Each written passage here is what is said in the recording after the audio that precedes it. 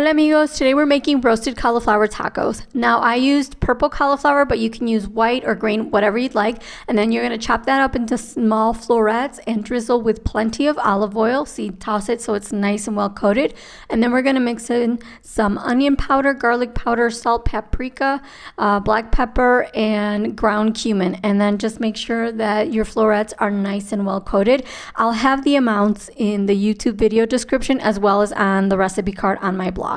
And we're going to roast this until it's nice and golden on the edges. See how nice that is? It really brings out the flavors of the cauliflower. Now to help me give it even more flavor, we're going to drizzle some fresh lime juice, and then you're just going to toss that together. You can serve it on flour or corn tortillas. I prefer corn, and then I like to use my chipotle mayo, which you can smear on the side, on the bottom, or drizzle on top of the cauliflower. It's completely up to you. Avocado slices and some vegan cotija cheese. I'll link the recipe as well.